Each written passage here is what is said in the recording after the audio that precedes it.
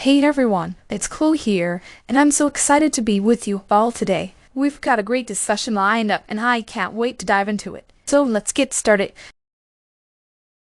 So the other day, I was in the middle of prepping for a dinner party, and I realized, horror of horrors, I was out of hummus. I was planning to serve one of my favorite dishes, a Mediterranean mezze platter, which is a big hit with our friends. It's a beautiful spread with fresh veggies, pita bread, olives, and of course hummus is the star dip. The creamy texture and rich, tangy flavor of hummus really ties everything together. So you can imagine my panic when I found out I had none left. For those of you who might not be familiar, hummus is a smooth and savory dip made from blended chickpeas, tahini, lemon juice, and garlic. It's incredibly popular here in New York, especially among those who love healthy, plant-based options. I usually keep a few containers in my fridge because it's so versatile. I use it as a spread for sandwiches, a dip for veggies, or even as a base for salad dressings. Faced with this hummus shortage, I had to get a bit creative. Instead of running out to the store, I decided to make my own version with what I had on hand. I substituted chickpeas with white beans and added a mix of tahini, lemon juice, olive oil, and some roasted garlic. To give it that signature hummus flavor, I blended everything until smooth and creamy. The result? A delicious, slightly different dip that still had the rich, nutty flavor we all love in hummus. My guests didn't even notice the difference, and the dinner party was a success. Wow, Chloe, I love how you handled that situation. White beans as a substitute is such a smart idea. Did the flavor change much compared to the traditional chickpea hummus? Thanks, Emily. The flavor was definitely a bit different. White beans are milder, so the dip was a bit creamier and less earthy. But with the roasted garlic and tahini, it still had that familiar hummus vibe. That's such a clever solution. Chloe, I'm curious, did you have to adjust the texture at all to make it as smooth as hummus usually is? Great question, Sarah. The texture was slightly smoother because white beans are naturally creamier than chickpeas. I just had to blend it a bit longer to get that perfect consistency, but it worked out really well. I'm impressed, Chloe. It sounds like a delicious alternative. How did you decide on the ratio of ingredients, especially with using white beans instead of chickpeas? Thanks, Jennifer. I play around with the ratios a bit, starting with a little less tahini and lemon juice than I'd normally use for chickpeas. I adjusted as I tasted, making sure the flavors were balanced.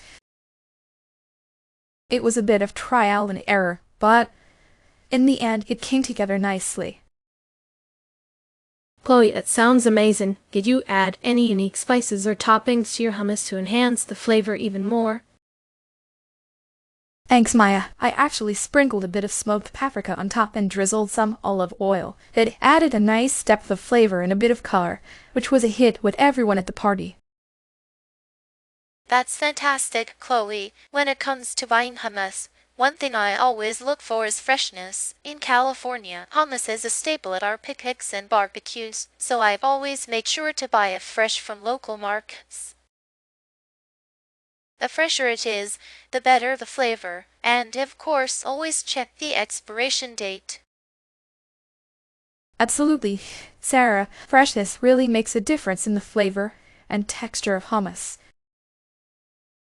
I totally agree with Sarah. Here in Florida, I often use hummus as a spread for sandwiches or wraps. I always go for the brands that use high-quality olive oil. This really enhances the richness of the hummus. It's something to look out for when choosing the best one. That's a great point, Maya. In Washington, I like to make sure the hummus I buy is smooth and creamy. Texture is key for me. If it's too briny, it just doesn't feel right. I've found that some brands nail this better than others, so it's worth trying a few to find your favorite. I'm with you, Emily. Here in Texas, we use hummus a lot for dipping fresh veggies. I also look for a hummus that's not overly salty. Sometimes, the salt content can overpower the other flavors, so I always check the label. A good hummus should have a balanced, not overwhelming saltiness. Those are all great tips. Another thing I pay attention to is the ingredient list. I always go for hummus with simple, clean ingredients. No unnecessary additives or preservatives. It's the best way to ensure you're getting a pure, authentic flavor. When I can't find hummus, I sometimes use avocado as an alternative here in Florida. It's creamy and rich with a mild flavor that works well in wraps or as a dip. The main difference is that avocado has a much more subtle taste, so I usually add some lemon juice and spices to kick it up a notch. In Texas, I often use baba ganoush as an alternative. It's a smoky eggplant dip that has a similar texture to hummus but with a deeper, richer flavor. The main difference is that baba ganoush has that distinct smoky taste from the roasted eggplant, which can really add a unique twist to dishes. In California, I sometimes swap into tzatziki when I'm out of hummus. It's a yogurt-based dip with cucumbers, garlic, and dill. Cool and refreshing, perfect for hot days. The main contrast is the tanginess and the cooling effect of the yogurt, which is quite different from the savory richness of hummus. In Washington, I like to use roasted red pepper dip as an alternative. It's got a nice sweetness and a bit of a kick from the peppers. The main difference is the flavor profile. It's sweeter and a bit more vibrant than hummus, but still creamy and delicious. Those are all fantastic alternatives. I often turn to Greek yogurt mixed with herbs as a quick alternative here in New York. It's creamy and tangy with a refreshing taste. The key difference is that it's lighter and tangier than hummus, but it's still a great option when you're in a pinch. To wrap up, we've had such a great discussion today. I started off by sharing my experience with a hummus shortage while making a Mediterranean mezze platter, where I ended up using white beans as a substitute. We then talked about what to look for when buying hummus. Sarah highlighted freshness, Maya focused on quality olive oil, Emily emphasized texture, Jennifer pointed out saltiness, and I talked about clean ingredients. Finally, we explored some amazing alternatives to hummus. Maya suggested avocado, Jennifer recommended baba ganoush, Sarah talked about tzatziki, Emily offered roasted red pepper dip, and I mentioned Greek yogurt. Thank you all for your wonderful insights. And with that, we're wrapping up our conversation. Thanks so much for joining us today. We hope you enjoyed our chat and got some useful tips. See you next time.